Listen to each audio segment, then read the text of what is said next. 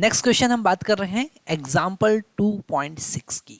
Okay और यहाँ पर ये क्वेश्चन हमें बताता है कि अगर हम किसी यूनिफॉर्म इलेक्ट्रिक फील्ड में डाइपोल को रखते हैं तो उस पर टॉर्क लगता है, और अगर थीटा एंगल पर इलेक्ट्रिक फील्ड की हम इलेक्ट्रिक डाइपोल की हम बात करें तो उसमें कुछ पोटेंशियल एनर्जी स्टोर होती है और उसके फार्मूले हमको याद रखना है।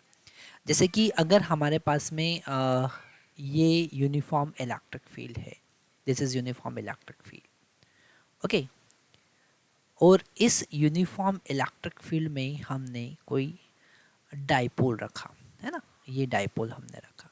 यहाँ पर हमारे पास में प्लस क्यू चार्ज है और यहाँ पर हमारे पास माइनस क्यू चार्ज है।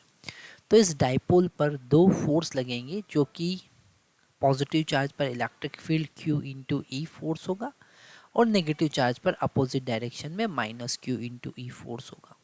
तो ये डाइपोल अपने सेंटर O के अबाउट रोटेट करने लगेगा क्योंकि इस पर टॉर्क लगेगा, कपल ऑफ फोर्स जिसे हम कहते हैं। टॉर्क का फार्मूला अगर हम वेक्टर फॉर्म में देखें तो वो होगा P vector cross E vector. यहाँ पर P को हम कहते हैं इलेक्ट्रिक डाइपोल मोमेंट। क्या कहते हैं? Dipole moment. ओके, और जब ये डाइपोल इलेक्ट्रिक फील्ड के साथ थीटा एंगल बना रहा है, इसे हम अगर इसका मैग्नीट्यूड देखेंगे तो वो होगा पी ई साइन थीटा। और अगर पोटेंशियल एनर्जी की बात करें तो वो होगा minus P vector dot E vector, या फिर हम लिखेंगे minus P E cos theta. This is the formula for the potential energy of dipole placed in uniform electric field.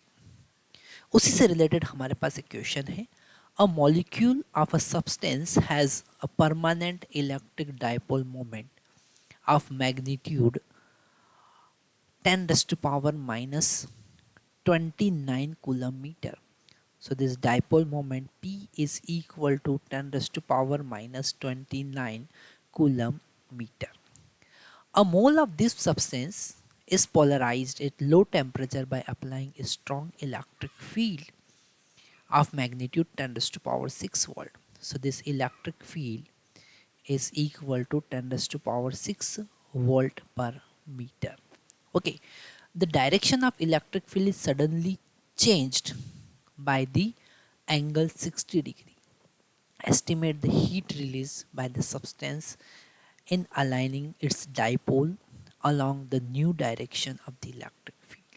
Okay, तो अगर हम इनिशियल पोटेंशियल एनर्जी की बात करें, सबसे पहले हमारे पास में 1 मोल सब्सटेंस है, तो जो डाइपोल मोमेंट होगा वो होगा एन ए इंटू एक सिंगल मॉलिक्यूल का डाइपोल मोमेंट। तो सिंगल मॉलिक्यूल के डाइपोल मोमेंट को हम पी एम लिख देते हैं, इट इज़ दी मॉलिक्यूल का डाइपोल मोमेंट, और टोटल डाइपोल मोमेंट पी। तो हमारे पास में होगा 6 into 10 raise to power 23 into 10 raise to power minus 29। तो P का वैल्यू हमको यहाँ से पता चलेगा 6 into 10 raise to power minus 6, 10 raise to power 23 into 10 raise to power 29, 10 raise to power minus 6 मिलेगा हमको, और यूनिट होगा coulomb metre. Initial potential energy की बात करें, क्योंकि वो इलेक्ट्रिक फील्ड की डायरेक्शन में ही रखा हुआ है, तो minus P E cos 0 degree. Okay, और कॉस 0 कितना होता है? Cos 0 is equal to 1। So initial potential energy होगा minus 6 into 10 raise to power minus 6 into electric field 10 raise to power plus 6 into cos 0 degree. तो ये cancel हो जाएगा यहाँ से। इनिशियल पोटेंशियल एनर्जी हमको मिलेगा माइनस 6 जूल।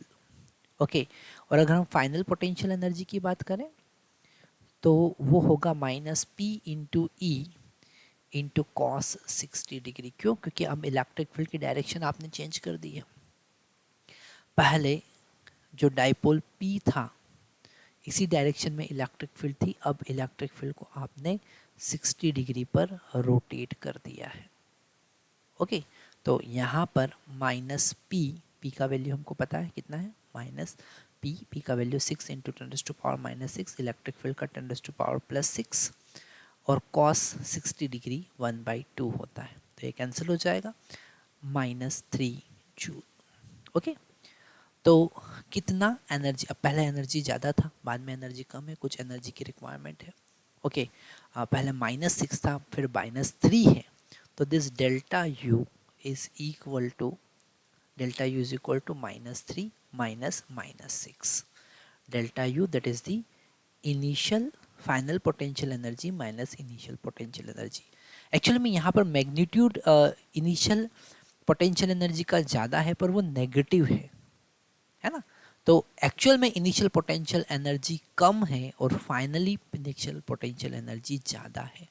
तो अल्टीमेट जो चेंज आया वो +3 जूल का आया, +3 जूल का आया।